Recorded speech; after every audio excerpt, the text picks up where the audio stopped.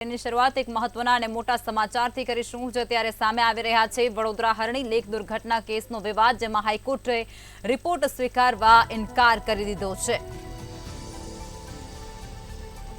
રાજ્ય સરકાર તરફથી રિપોર્ટ રજૂ કરવામાં આવ્યો હતો આ દુર્ઘટનાને લઈ અને ત્યારે રિપોર્ટ સ્વીકારવા માટે હાઈકોર્ટે ઇનકાર કરી દીધો હોવાની જાણકારી અત્યારે પ્રકાશમાં આવી રહી છે।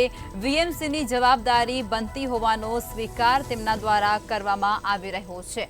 તો આ સૌથી મોટા સમાચાર અત્યારે કહી શકાય છે વડોદરામાં હરણી લેક દુર્ઘટનાનો જે કેસ છે તેનો વિવાદ હજુ પણ નથી શમ્યો। હાઈકોર્ટે રિપોર્ટ સ્વીકારવા માટે પણ ઇનકાર કરી દીધા હોવાની અત્યારે જાણકારી સામે આવી રહી છે। રાજ્ય સરકાર તરફથી હજુ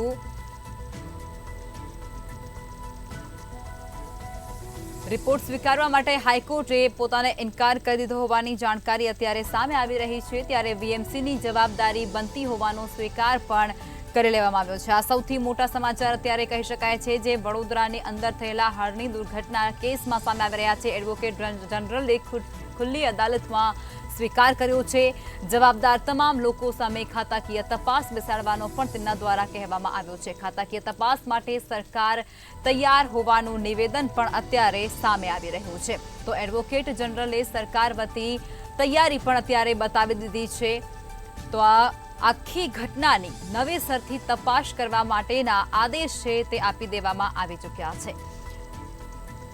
વડોદરાની અંદર હરણી લેક દુર્ઘટના બની જેની અંદર અનેક જે વિદ્યાર્થીઓ હતા તે હોમાયા હતા તે કેસનો વિવાદ હજી શમ્યો નથી અને ત્યારે હાઈકોર્ટે રિપોર્ટ સ્વીકારવાનો પણ ઇનકાર કરી દીધા હોવાની માહિતી અત્યારે પ્રકાશમાં આવી રહી છે। રાજ્ય સરકાર તરફથી આ રિપોર્ટ છે તપાસનો તે રજૂ કરવામાં આવ્યો હતો પણ હાઈકોર્ટ તેનાથી સંતોષિત નથી તેવું લાગી રહ્યું છે।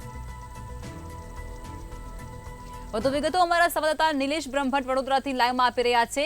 નિલેશ, અત્યારે જે હરણી દુર્ઘટના કેસ છે તેનો વિવાદ શમ્યો નથી અને હવે જે રિપોર્ટ રજૂ કરવામાં આવ્યો તેનો પણ હાઈકોર્ટે ઇનકાર કરી દીધો છે, શું કહેશો?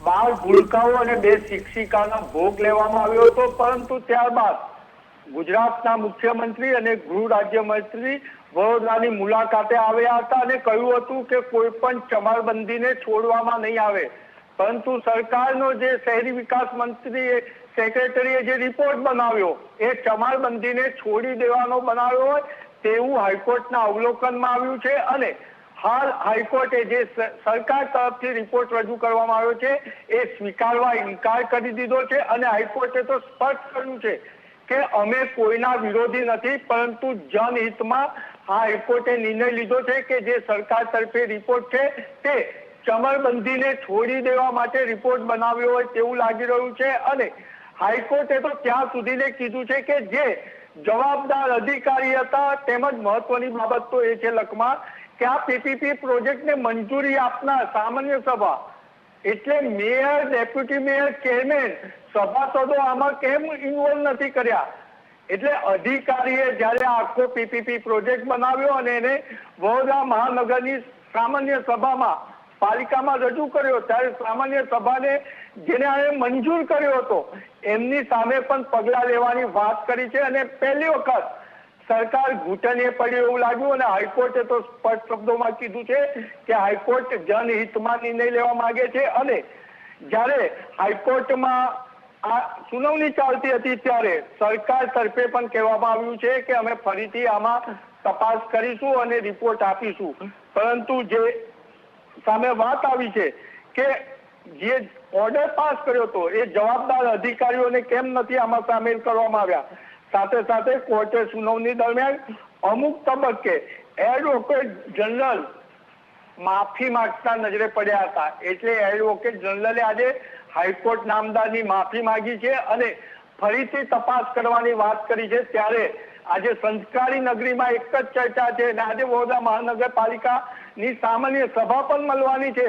સામાન્ય સભામાં આ મુદ્દો ગરમાશે અને મહત્વની બાબત છે કે એ વખતના કમિશનર જેને ગુજરાતના સિનિયર ધારાસભ્ય ગોલ્ડમેન કહેતા હતા એમની પણ ક્યાંક ને ક્યાંક સંડોવણી હોઈ શકે કારણ કે જ્યારે ડોક્ટર વિનોદ રાવ વડોદરા વડોદરા મહાનગરપાલિકાના કમિશનર હતા ત્યારે જ આ પીપીપી પ્રોજેક્ટને મંજૂર કરવામાં આવ્યો હતો અને સિનિયર ધારાસભ્ય યોગેશ પટેલે એમને ગોલ્ડમેન કહ્યા હતા, પરંતુ ક્યાંય કસૂરવારમાં ગોલ્ડમેનનું નામ નથી કે આ પ્રોજેક્ટને મંજૂરી આપનાર. વડોદરા મહાનગરપાલિકાના મેયરનું પણ નામ નથી. એટલે હાઈકોર્ટે આજે ત્રીજું નેત્ર ખોલ્યું છે અને એડવોકેટ જનરલને કીધું છે કે તમે યોગ્ય તપાસ કરી અને રિપોર્ટ આપો અને ત્યારબાદ જ અમે સ્વીકારીશું. અને હાઈકોર્ટે જનહિતમાં બહુ મોટો નિર્ણય લીધો છે.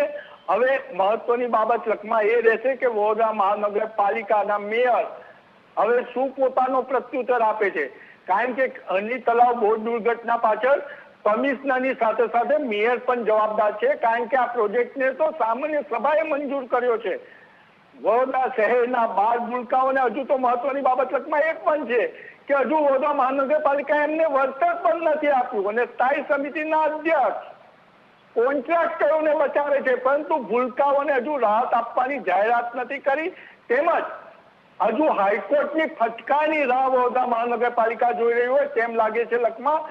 એટલે હાઈકોર્ટના નિર્ણય બાદ હવે વડોદરા મહાનગરપાલિકા શું કાર્યવાહી કરે છે તે પણ જોવું રહ્યું લખમાં. બિલકુલ નિલેશ, તમામ જાણકારી આપી તે બદલ આપનો ખૂબ ખૂબ આભાર.